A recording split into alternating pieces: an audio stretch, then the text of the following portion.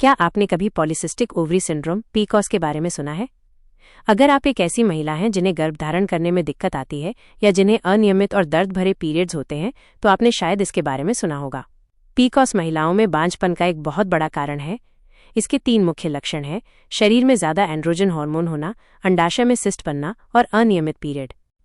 ये बीमारी क्यों होती है, इसका सही कारण तो पता नहीं है, लेकिन हमें ये मालूम है कि पीसीओएस से पीड़ित महिलाओं के दिमाग में एक खास हार्मोन, जिसे ल्यूटिनाइजिंग हार्मोन LH कहते हैं, उसका स्तर बहुत ज्यादा होता है। LH का स्तर ज्यादा होने के कारण अंडाशय बहुत ज्यादा टेस्टोस्टेरोन बनाने लगते हैं।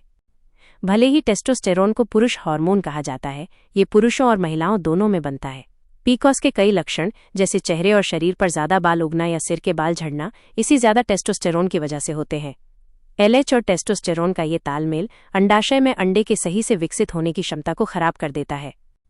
एक सामान्य चक्र में दिमाग की पिट्यूटरी ग्रंथि LH और फॉलिकल उत्तेजक हार्मोन FSH बनाती है और उन्हें अंडाशय तक भेजती है। मासिक धर्म के दौरान LH का स्तर बढ़ता है, जो अंडाशय में अंडे के विकास का संकेत देता है। लेकिन पीसीओएस से पीड़ित महिलाओं में LH का स्तर पहले से ही ज्यादा होता है, इसलिए ये जरूरी बढ़ोतरी नहीं हो पाती। LH के स्तर में इस बदलाव के बिना अंडा विकसित नहीं हो पाता। यही अनियमित पीरियड्स और प्रजनन संबंधी समस्याओं का कारण बनता है।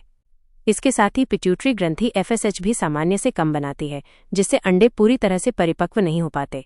ये अधूरे अंडे अंडाशय में जमा हो जाते हैं, सिस्ट बन जाते हैं, जो अल्ट्रासाउंड स्कैन में काले घेरों की तरह दिखते हैं। कई महिलाओं को सालों तक पता ही नहीं चलता कि उन्हें पीसीओएस है। अक्सर इसका पता तब चलता है जब कोई महिला बांझपन का अनुभव करती है, जो इस बीमारी का सबसे बड़ा लक्षण है। पीसीओएस का एक मुख्य इलाज क्लोमिड नाम की दवा का उपयोग करना है। क्लोमिड एक ऐसी दवा है जो अंडाणु बनने की प्रक्रिया को शुरू करती है। इसके आम साइड इफेक्ट्स में मूड बदलना, अचानक गर्मी लगना और स्तनों में हल्का दर्द शामिल है। क्लोमिड की बनावट एस्ट्रोजन हार्मोन जैसी ही होती है और ये शरीर के सभी एस्ट्रोजन रिसेप्टर्स को ब्लॉक कर देती है।